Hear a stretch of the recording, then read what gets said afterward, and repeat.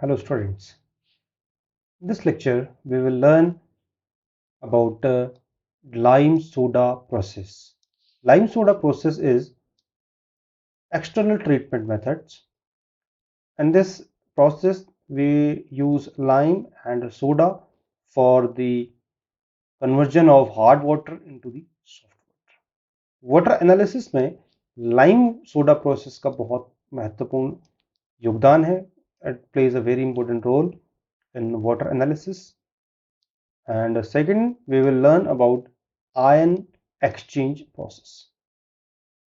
तो lime soda process में क्या होता है कि लाइम, जिसको हम CaOH का होल ट्वाइस बोलते हैं, और सोडा Na2CO3, दो रिएजेंट जो हैं इनको हम यूज करते हैं जो डिजॉल्व सॉल्ट्स हैं कैल्शियम और मैग्नीशियम के, उनको प्रेसिपिटेट करने के लिए एज CaCO3 और MgOH का होल ट्वाइस.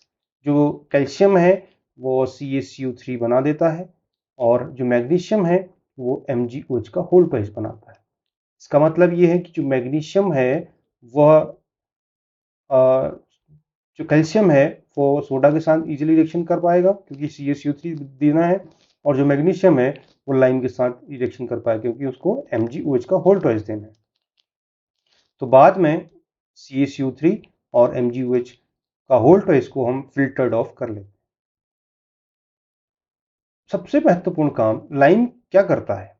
CaOH का होल ट्वाइस रिएक्ट करता है टेम्पररी हार्डनेस के साथ, कार्बन डाइऑक्साइड के साथ, एसिड्स के साथ, बाइकार्बोनेट्स के साथ और एल्म्स के साथ. एलम बोलते हैं जिसको हम. लाइम लेकिन कैल्शियम परमानेंट हार्डनेस को रिमूव नहीं कर सकता है. लाइम कैल्शियम परमानेंट हार्डनेस को रिमूव नहीं कर सकता है, जिसको रिमूव करेगा soda, which should be removed by soda. The precipitation reaction with lime and soda are very slow. इसके साथ एकदम से रिएक्शन नहीं होती, थोड़ा सा समय लगता है. Only calculated amounts of lime and soda are to be added. जो वाटर है उसको ट्रीट करने के लिए पानी की कैलकुलेटेड पानी में लाइम और सोडा की कैलकुलेटेड मात्रा को ऐड किया जाता है. Excess amount of lime and soda cause boiler troubles like caustic embrittlement. अभी हमने पढ़ा था कि caustic embrittlement तब होता है जब पानी जो है सोडियम हाइड्रोक्साइड बना देता है और उस सोडियम हाइड्रोक्साइड का क्रैक्स में इन्वॉल्वमेंट हो जाता है, तो वो उस बॉयलर को ब्रिटल कर देता है. कॉस्टिक एम्ब्रिटलमेंट एक हमारा लेक्चर है, इसको हम पढ़ सकते हैं. इसके बाद हम बात करते हैं ट्रीटमेंट विथ लाइम की. जब हम ट्रीटमेंट करते हैं तो हमने देखा कि ये जो टेम्पररी हार्डनेस है कैल्शियम और मैग्नीशियम की, उसको रिमूव कर देता है. इसमें क्या किया जाता है, 1 मोल लाइम की हमने रिक्वायरमेंट ली और इस 1 मोल लाइम की हमने रिक्वायरमेंट को देखा और इसको रिएक्शन हम इसके साथ करवाई हमने कैल्शियम के बाइकार्बोनेट के साथ. तो जो कैल्शियम के बाइकार्बोनेट्स हैं वो कन्वर्ट हो गए इस कैल्शियम के कार्बोनेट में और वाटर फॉर्म मिल गया. लेकिन मैग्नीशियम के बाइकार्बोनेट जो कि टेम्पररी हार्डनेस है उसको रिमूव करने के लिए लाइम के 2 मोल यहाँ पे लगेंगे. कैल्शियम के बाइकार्बोनेट को हटाने के लिए 1 मोल लगेगा, मैग्नीशियम के बाइकार्बोनेट को हटाने के लिए 1 मोल लगेगा. तो रिएक्शन इस प्रकार से आगे बढ़ती है. कैल्शियम बाइकार्बोनेट में जो सॉरी मैग्नीशियम बाइकार्बोनेट जो मैग्नीशियम है वो इसके OH के साथ रिएक्शन करके MgOH का होल ट्वाइस निकाल बना देगा, प्लस कैल्शियम कार्बोनेट निकल जाएगा और वाटर फॉर्म हो जाएगा. तो टेम्पररी हार्डनेस लाइम से इजीली हटाई जा सकती है. इसके बाद हम देखते हैं जब परमानेंट हार्डनेस मैग्नीशियम की है उसको हटाने के लिए हम देखते हैं कि लाइम का सिर्फ 1 मोल ही रिक्वायर्ड है.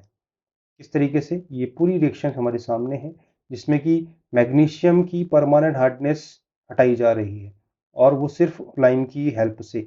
Magnesium chloride, magnesium sulphate, magnesium nitrate, magnesium carbonate देख रहे हैं हम.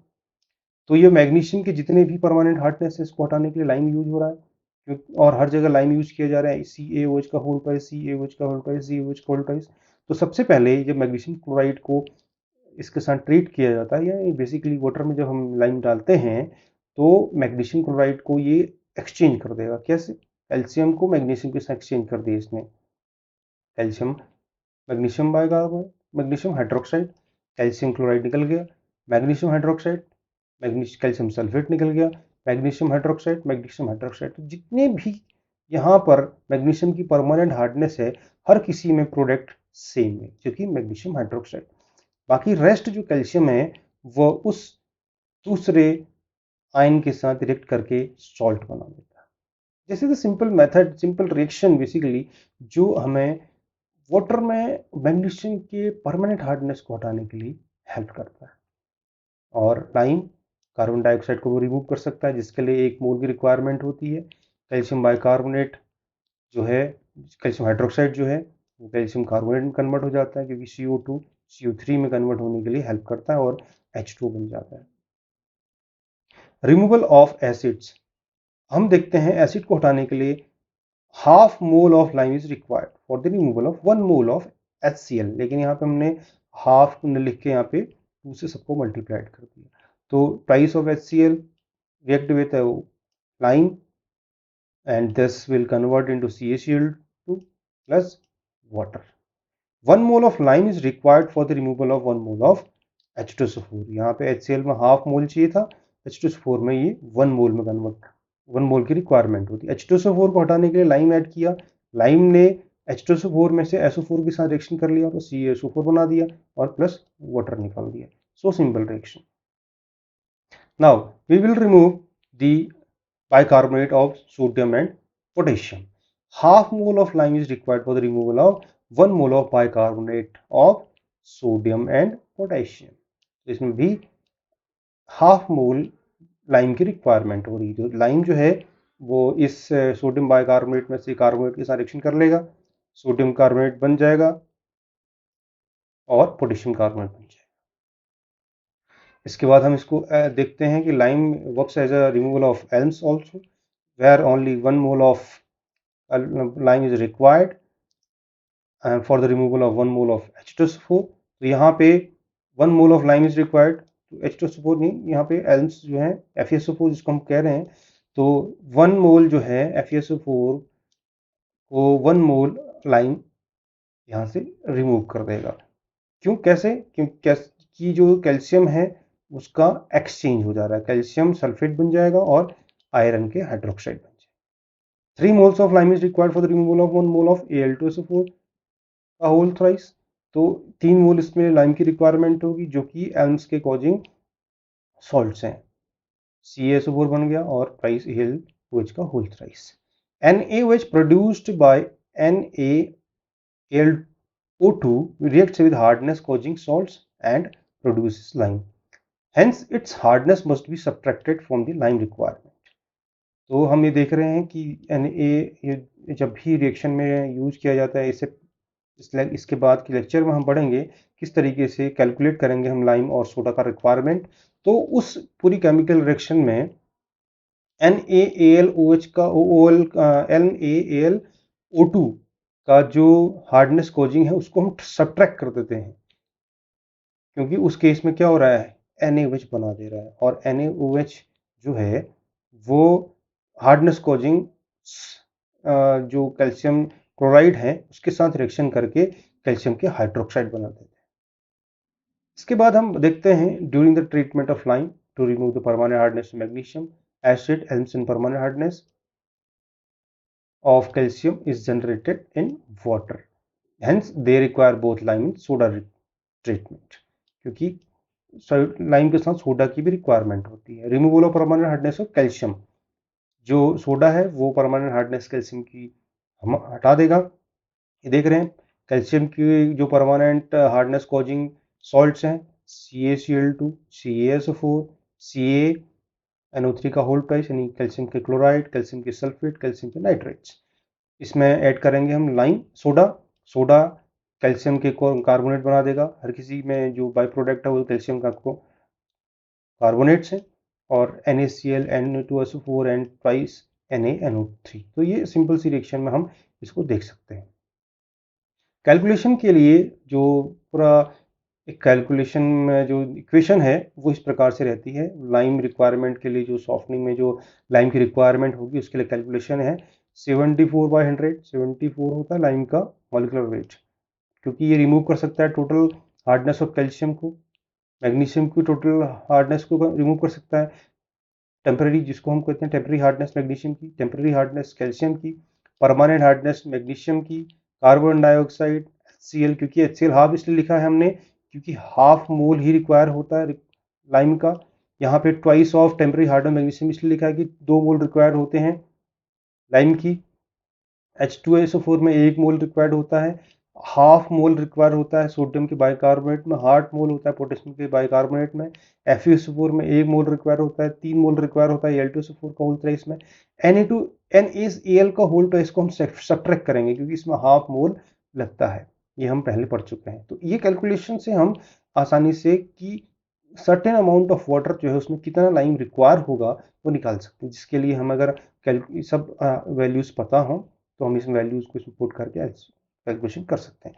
इसी तरीके से अमाउंट ऑफ सोडा रिक्वायरमेंट अगर सॉफ्टनिंग के लिए हम करें तो ये रिएक्शन होती है परमानेंट हार्डनेस कैल्शियम की, परमानेंट हार्डनेस मैग्नीशियम की, इसमें भी ट्वाइस मोल्स लगेंगे, यहाँ पे हाफ मोल लगेंगे, 1 मोल, ये लगेंगे हाफ मोल, और इस तरीके से Al2SO4 का होल थ्राइस में 3 मोल लग रहे हैं। तो इस वजह से इस कैलकुलेशन की मेथड से, इस इक्वेशन की मेथड से हम कैलकुलेट कर सकते हैं कि the amount of soda required for the softening, amount of the lime required for the softening.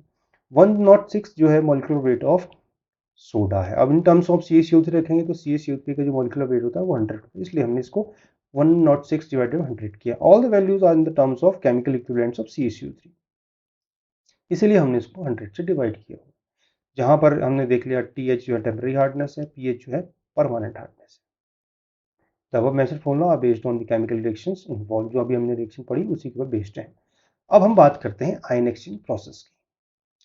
Ion exchange जो प्रोसेस है उसको डीमिनरलाइजेशन या डीआयोनाइजेशन प्रोसेस भी कहते हैं, जो कि पानी में से मिनरल्स को हटा देती है। It is a process, physical process which uses especially manufacturing ion exchange reagents.